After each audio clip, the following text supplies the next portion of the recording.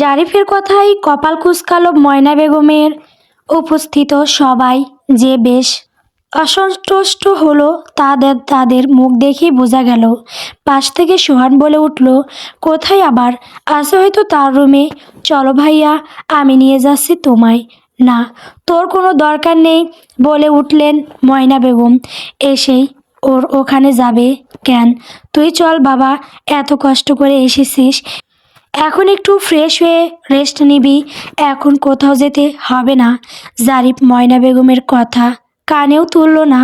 সে সোহানের দিকে ফিরে বলল, চল, নিয়ে চল আমায় ওর ঘরে। সোহান মায়ের দিকে চেয়ে মুচকি হেসে বলল, হ্যাঁ চলো। সোহান জারিফকে নিয়ে সন্ধ্যার ঘরের সামনে এলো। সন্ধ্যার ঘরের দরজা খোলাই ছিল। জারিফ ঢুকে দেখল সন্ধ্যা বেলকনিতে দাঁড়িয়ে আছে। এক সিলতে হাসি ফুটে উঠল তার মুখে। বনু, জারিফের ডাকে পিছনে ফিরল সন্ধ্যা। দৌড়ে গেল জারিফের কাছে। জারিফ জড়িয়ে ধরল তার ছোট্ট বোনটাকে। মাথায় হাত বুলাতে বুলাতে বলল, ড্রয়িং রুমে দেখলাম না কেন তোকে? আমি তো জানতাম তুমি আমার কাছে আসবে, আমার খোঁজ করবে, তাই যাইনি। জারিফ মুচকি হেসে বলল, বুড়ি একটা, চল আমার সাথে। কোথায়? আমার ঘরে, দেখবি চল। কি কি নিয়ে এসেছি তোর জন্য? সন্ধ্যা সোহানের দিকে চাইল। সোহান ইশারায় তাকে যেতে বলল। জারিফ সন্ধ্যাকে কিছু বলতে না দিয়ে তার হাত ধরে নিয়ে এলো বাইরে। বাইরে তখন জেসিকা, ময়না বেগম, কেয়া বেগম, তৌসিফ সবাই উপস্থিত ছিল। জারিফ কাউকে পাত্তা না দিয়ে সন্ধ্যাকে নিয়ে যেতে লাগলো তার রুমে। জেসিকা দৌড়ে এসে জড়িয়ে ধরল জারিফকে। আহ্লাদে সুরে বলল, ভাইয়া, কখন এসেছো তুমি? আমি তো জানতামই না যে তুমি আসছো আজ। কেমন আছো ভাইয়া? জারিফ তার প্রশ্নের জবাব না দিয়ে তাকে সরিয়ে দিল নিজের থেকে। জেসিকা হতভম্ব হয়ে গেল। দূরে থাক আমার থেকে। জারিফের ধমকানিতে সবাই অবাক হলো। কেয়া বেগম বলে উঠলেন, এ কি জারিফ, মেয়েটার সাথে এমন করছিস কেন? কত খুশি নিয়ে গেল তোর কাছে, আর তুই মেয়েটাকে এমন বকাবকি করছিস? জারিফ বিরক্ত হয়ে বলল, কেন এসেছে? কে বলেছে ওকে আমার কাছে আসতে? আমি ডেকেছি ওকে, ডাকিনি তো। শোন জেসিকা, তোকে একটা কথা আমি পরিষ্কার করে বলে দিচ্ছি, তুই আমার ধারে কাছেও আসবি না। I don't like it, understood? বলেই সন্ধ্যার হাত ধরে নিয়ে চলে গেল তার রুমে। জারিফ যেতেই সোহান হাসতে হাসতে গড়াগড়ি খেতে লাগলো জেসিকার দিকে চেয়ে। জেসিকা রাগে গজগজ করতে করতে চলে গেল সেখান থেকে।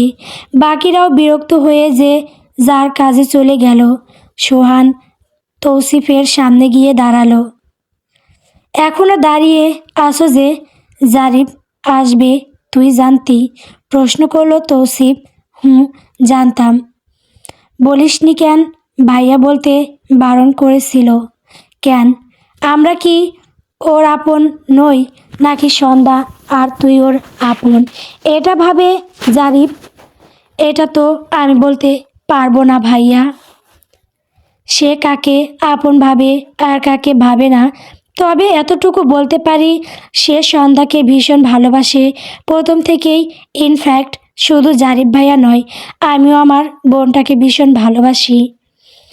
ওকে এতটা যন্ত্রণা দেওয়ার পরও তোমায় কখনো কিছু বলেনি কেন জানো? কারণ আমার মনে হয়েছিল যে পর্দাটা তোমার চোখে সামনে দেওয়া হয়েছে, সেটা আজ না হোক কাল থাকবে না। তুমি সত্যি আর মিথ্যার পার্থক্য বুঝতে পারবে তুমি যখন বাড়ি ছেড়ে চলে গেলে। ভেবেছিলাম যখন ফিরবে তোমাকে বলবো, সব বোঝাবো। সেদিনের ভুল বোঝাবুঝিটা হয়তো আর থাকবে না তোমাদের মাঝে। কিন্তু আফসোস, তুমি অন্ধ ছিলে আর অন্ধই রয়ে গেছো। তোমার চোখের সামনে সেই পর্দাটা আজও রয়ে গেছে। কি বলতে চাইছিস তুই? আমি ভুল বুঝেছি ওকে? সবটা চোখের সামনে দেখার পরও এই কথাটা বলছিস তুই? হ্যাঁ বলছি, সেদিনও বলেছিলাম আর আজও বলছি। কেন জানো? কারণ আমরা ওকে ভালোবাসি। আমরা জানি ও কি করতে পারে আর কি পারে না। ভালো তো আমিও বাসতাম ওকে নিজের থেকে বেশি। সেই ওই তো আমাকে ঠকালো। ঠকালো তোমায়? সত্যি কি ও তোমাকে ঠকিয়েছে ভাইয়া? না তুমি নিজে নিজেকে ঠকিয়েছো? একটা কথা বলি তোমায়, অনেক সময় চোখে দেখা জিনিসও ভুল হয়। মনে রেখো এটা। সোহান চলে গেল। তৌসিফ স্থির হয়ে দাঁড়িয়ে রইল। তুমি আপুর সাথে এমন করলে কেন ভাইয়া? সন্ধ্যার প্রশ্নে জারিফ কপাল কুঁচকে ফেলল। ওর দিকে চেয়ে বলল, তাতে তোর কি খুব গায়ে লাগলো নাকি? সন্ধ্যা মিনমিন করে বলল, আমি তো শুধু এমনি জিজ্ঞেস করছিলাম। কেন জিজ্ঞেস করবি? আচ্ছা বনু, তোর কি বুদ্ধি শুদ্ধি আর হবে না? তুই বুঝিস না কে আমাদের আপন আর কে পর? কে তোর ভালো চায়, কে চায় না? বুঝিস না তুই? এ বাড়িতে যারা আছে সবাই তো আমার আপন। তারা অবশ্যই আমার ভালো চায়। হয়তো এখন রেগে আছে তাই। না, সবাই তোর আপন হলেও সবাই তোর ভালো চায় না। শোন, বড় মা তোকে যতই বকাবকি করুক, রেগে থাকুক, জানবি সে তোর ভালো চায়। বড় মা তোকে সব থেকে বেশি ভালোবাসে, তাই তোর ওপর তার রাগটাও সব থেকে বেশি। কিন্তু সবাই বড় মার মতো নয়। সবাই মানে কার কথা বলছো তুমি ভাইয়া? সেটা সময় হলে টের পাবি। জারিফ এ বিষয়ে আর কোনো কথা বলে না। পরদিন বেশ সকাল সকাল উঠে পড়ে জারিফ। এটা তার রোজকার অভ্যাস। সকালে উঠে ঘন্টাখানেক এক্সারসাইজ করে সে বিদেশে থাকতে জিমে যেত। এখানে বাড়িতেই এক্সারসাইজ করবে বলে ঠিক করে। উঠে গেঞ্জি আর প্যান্ট পরে রেডি হয়ে নিল জগিংয়ে যাওয়ার জন্য। রুম থেকে বের হতেই মুখোমুখি হলো তৌসিফের। তৌসিফকে এড়িয়ে নিচে নামার জন্য পা বাড়াতেই সে জিজ্ঞেস করলো, কেমন আছো ভাইয়া? জারিফ থমকে দাঁড়ালো। তার দিকে ফিরে একটু পর উত্তর দিল, ভালো। জিজ্ঞেস করবে না আমি কেমন আছি? ভালোই আছিস সেটা তো দেখতেই পাচ্ছি। ইনফ্যাক্ট ভালো থাকার জন্যই তো সেদিন বাড়ি ছেড়ে গেছিলি। হ্যাঁ, ঠিকই বলেছো তুমি। ভালো থাকার জন্য বাড়ি ছেড়ে গিয়েছিলাম। তবে ভালো আর থাকতে পারলাম কই? কেন? কেন থাকতে পারলি না? মুচকি হাসলো তৌসিফ। কথা ঘুরিয়ে বলল, চলো জগিংয়ে যাই। জারিফও কথা বাড়ালো না আর দুজনে বেরিয়ে গেল জগিংয়ে। সন্ধ্যা বেশ তাড়াহুড়ো করে নাস্তা বানাচ্ছে সকালের। আজ উঠতে দেরি হয়ে গেছে। কাল রাতে দেরিতে শুয়েছিল জারিফ আর সোহান তাকে ঘুমোতেই দেয়নি এক প্রকার। সন্ধ্যা আলু সিদ্ধ করতে দিল চুলোয়। আলু দম করবে। সিদ্ধ করে পানি ফেলতে গিয়ে কিছুটা পানি পড়ল মেঝেতে। ব্যস্ত থাকায় সন্ধ্যা সেদিকে খেয়াল করলো না। সে যখন এক মনে রান্নায় ব্যস্ত ঠিক তখনই তার পাশে কেউ চিৎকার করে উঠল, ও মা গো, কে কোথায় আসো? দেখো এই মেয়েটা কি করেছে, আমাকে মেরেই ফেলবে আজ। চিৎকার শুনে ঘাবড়ে গেল সন্ধ্যা। পাশে চেয়ারে দেখলো মেঝেতে পড়ে আছে জেসিকা। যেখানটায় গরম পানিটা পড়েছিল তার পা হয়ে আছে অসম্ভব রকমের লাল। জেসিকার চিৎকার শুনে বাড়ির ভেতর থেকে দৌড়ে এলো কেয়া বেগম, ময়না বেগম, সোহান, মানিক শেখ, মুরাদ শেখ ড্রয়িং রুমে ছিলেন। তিনিও ছুটে এলেন। জারিফ আর তৌসিফ সবে জগিং সেরে দরজায় এসে দাঁড়িয়েছে। জেসিকার চিৎকারে তারাও দৌড়ে চলে এলো। কেয়া বেগম আর ময়না বেগম গিয়ে জেসিকাকে তুলে চেয়ারে বসিয়ে দিল। জেসিকা তখনও চেঁচিয়ে যাচ্ছে, ও মা গো, জ্বলে গেল গো, এই মেয়েটা আমাকে মেরেই দম নেবে দেখছি। তোর সাথে আমার কিসের শত্রুতা বলতো? সন্ধ্যা হতভম্ব হয়ে চেয়ে রইল জেসিকার দিকে। কেয়া বেগম আর ময়না বেগম জেসিকার কথা শুনে কটমট করে চাইলেন সন্ধ্যার দিকে। আরে কি হয়েছে সেটা তো বলবি, এভাবে চিৎকার করছিস কেন? আর তুই পড়ে গেছিস এটাতে সন্ধ্যা মায়ের কি দোষ? মানিক শেখ ওই মেয়েটা ইচ্ছে করে মেঝেতে গরম পানি ঢেলে রেখেছিল যাতে আমি পড়ে যাই। আমার পাটাও পুড়ে গেছে। জেসিকা, হ্যাঁ, সন্ধ্যা তো অন্তর্যামী। ও জানতো তুই এখন রান্নাঘরে আসবি আর ওখানেই পা পিছলে পড়ে যাবি। ঠিক সেই জায়গাটায় পানি ফেলে রেখেছিল। বাবা, সন্ধ্যার কি অলৌকিক ক্ষমতা! আমার হাতটাও দেখে দিস তো ভবিষ্যতে কি হবে। সোহানের কথায় মানিক শেখ আর জারিফ মুখ টিপে হেসে উঠল। রাত তখন 2টো প্রায়। তৌসিফ অস্থির হয়ে পায়চারি করছে, ঘরময় ঘুম আসছে না তার। এমনটা শুধু আজ নয়, এ বাড়িতে আসার পর থেকে হচ্ছে তার। ঘুম আসে না, চোখ বুজলেই পুরনো স্মৃতিগুলো মনে পড়ে। খুব বেশি মনে পড়ে সন্ধ্যাকে। খুব জোরে দেওয়ালে একটা ঘুষি মারল তৌসিফ। হাতটা লাল হয়ে উঠল মুহূর্তেই। কেন সন্ধ্যা, কেন? কেন আমি চাইলেও ভুলতে পারি না তোকে? কেন আমার মস্তিষ্ক জুড়ে তোর বিচরণ? আমি তোকে বলতে পারি না কেন? সত্যি কি আমি তোকে বলতে পারি না, নাকি আমি তোকে ভুলতে চাই না? তৌসিফ ঘর ছেড়ে বেরিয়ে বেলকনিতে গেল। বাইরে তখন নিস্তব্ধ। থেকে থেকে জেজে পোকার ডাক ভেসে আসছে বাগান থেকে। বাইরের আলোটা জ্বলছে এখনো, সারা রাতই জ্বলে। তৌসিফ দৃষ্টিভর আলোর তলায় দিকে আসে। মনে পড়ল তার সোহানের বলা কথাগুলো।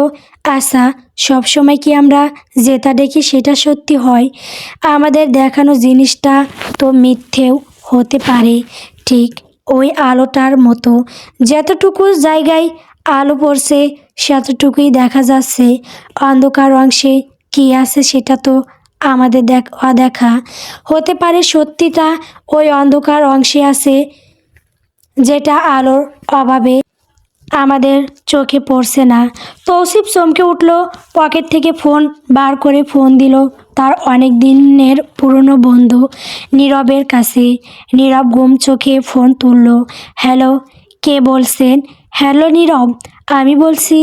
আরে মশাই, নিজের কাছে তো সবাই আমি। আপনার নামটা কি সেটা বলুন। আমি তৌসিফ। নীরব ধম মরিয়ে উঠে বসল বিছানায়। নাম্বারটা ভালো করে দেখে নিল একবার। তৌসিফ, এতদিন পর তোর আমার কথা মনে পড়ল। শালা বেঈমান, সেই যে দেশ ছেড়ে গেলি, তারপর আর ফোন দিয়ে একটা খোঁজও নিসনি। আমরা ফোন দিলেও ধরিসনি। আজ কেন ফোন দিয়েছিস? বিশ্বাসঘাতক। গালাগালি পরে দিস, এখন প্রশ্নের উত্তর দে। না, তোর সাথে আমাদের কোনো কথা নেই, তুই ফোন রাখ। অভিমানী গলায় বলল নীরব। দাঁড়া দাঁড়া, ফোন কাটিস না প্লিজ, ইটস আর্জেন্ট। আচ্ছা, কি হয়েছে বল। নীরব, তোর জয়ের কথা মনে আছে? সন্ধ্যার ফ্রেন্ড। কয়েক মুহূর্ত ভাবল নীরব। সেই জয় যার সাথে সন্ধ্যার রিলেশন ছিল? আই মিন, তুই ভেবেছিলি? হ্যাঁ, সেই জয়। চিনিস তুই? জানিস ও কোথায় এখন? না, সন্ধ্যার সাথে ও কেলেঙ্কারিটা হলো না, তারপর আর ওকে দেখিনি কোনো দিন, কলেজেও দেখিনি। ওকে খুঁজে বার করতে হবে। কেন, তুই কি আবার ওই পুরনো ঘটনাটা নিয়ে ঘাটাঘাটি করছিস? একটু থামলো তৌসিফ, গম্ভীর মুখে বলল, আমি জানতে চাই সেদিন সত্যি কি ঘটেছিল। সন্ধ্যা আর ওর মাঝে কিসের সম্পর্ক ছিল? আচ্ছা বেশ, তুই টেনশন নিস না, যেভাবেই হোক ওকে খুঁজে বার করব আমরা। ভাবিস না তুই। থ্যাঙ্কস রে। ফোন রাখলো তৌসিফ। গ্যালারি ঘেটে বার করলো সন্ধ্যার পুরনো কিছু ছবি। হাসি খুশি মুখ, দোপাশে চুল উঁচু করে বাঁধা, সাদা একটা গাউন পরা। কি স্নিগ্ধ লাগছে তাকে। মুগ্ধ হয়ে দেখছে তৌসিফ। কে বলেছে সে সন্ধ্যাকে ভালোবাসে না? এই যে রোজ নিয়ম করে এখনো লুকিয়ে লুকিয়ে তার ছবি দেখে সে। এটা কি ভালোবাসা নয়? তাকে কষ্ট দিয়ে ঘরে বসে নিজেই কাঁদে। এটা কি ভালোবাসা নয়? এই যে সন্ধ্যার ছবি, তার ফোন চুরে নির্দিষ্ট একটা ফোল্ডার জুড়ে তার হাজার খানেক ছবি। এগুলো সে যত্ন করে রেখেছে আজ এতগুলো বছর। এটা কি ভালোবাসা নয়? তবে ভালোবাসা কি মুখে হাজারবার ভালোবাসা বললে কি ভালোবাসা হয়ে যায়? এই তো সেদিন রমনার হাত দিয়ে ওষুধ পাঠালো সন্ধ্যার জন্য সে। কেন? সন্ধ্যাকে ভালোবাসে বলেই তো। এতটাই যদি ভালোবাসিস তবে মেয়েটাকে এত যন্ত্রণা দিস কেন? তৌসিফের অন্তরাত্মা প্রশ্ন করলো তাকে। কেন দেয় তাকে কষ্ট? এত আঘাত কেন করে? কারণ ইগো, ভালোবাসা আর অভিমান দুটোই বিদ্যমান। বিশ্বাস ভঙ্গ করেছে সন্ধ্যা, তাই পাহাড় সম অভিমান জমে আছে তার ওপর। অভিমান আর ভালোবাসার যুদ্ধে অভিমানটাই জিতে যায় সব সময়। এই ইগনোর কাছে হেরেছে ভালোবাসা। শুধু আজ নয়, যুগ যুগ ধরে এমন হয়ে আসছে। ইগোটা রেখে যেদিন মানুষ ভালোবাসায় বিশ্বাস করবে, ভালোবাসা জিতে যাবে সেদিন। তৌসিফ সন্ধ্যার ছবিটা বুকে আগলে নিল।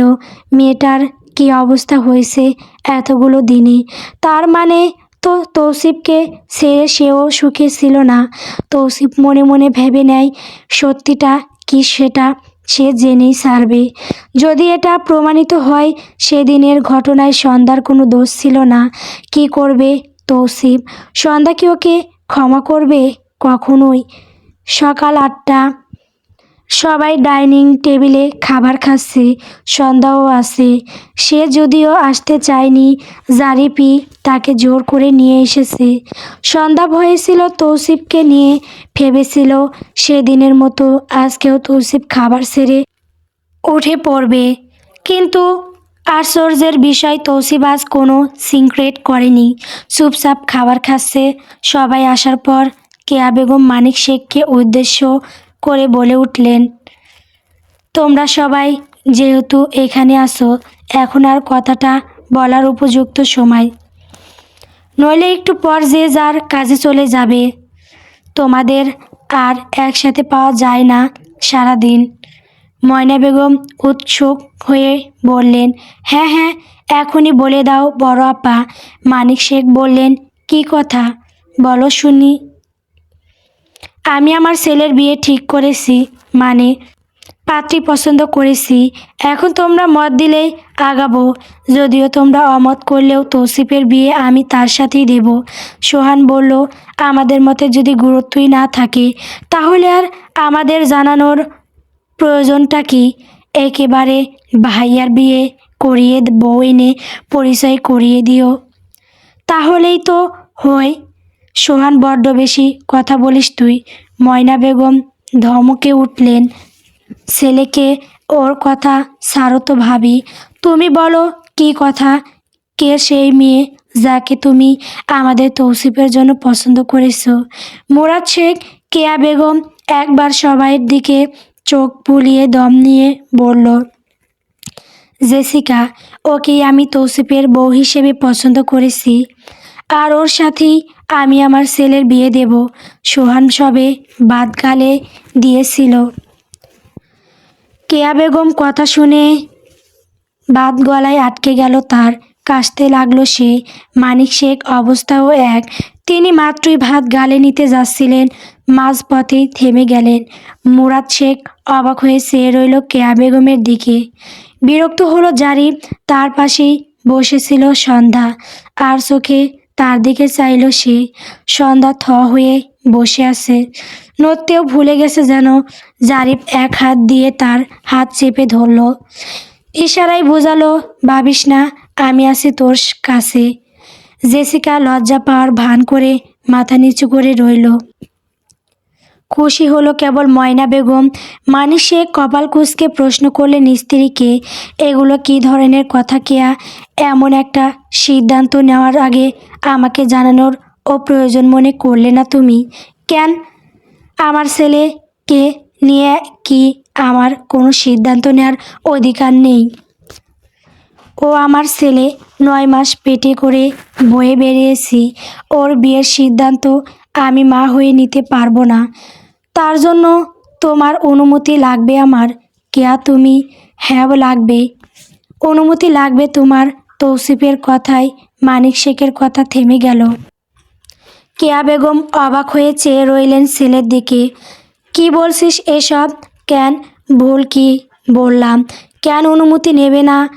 তুমি আমার কাছে জানতে চেয়েছো আমি ওকে বিয়ে করতে চাই কি না, আমার পছন্দের কোনো মেয়ে আছে কি না। কি তোর পছন্দের মেয়ে? কি বলছিস এসব বাবা? ময়না বেগম কেন ছোট মা, এতে অবাক হওয়ার কি আছে? তোর পছন্দের কোনো মেয়ে আছে? কেয়া বেগম তৌসিফ আর চোখে একবার সন্ধ্যার দিকে তাকিয়ে বলল, হ্যাঁ আছে, আর আমি বিয়ে করলে ওকে বিয়ে করব।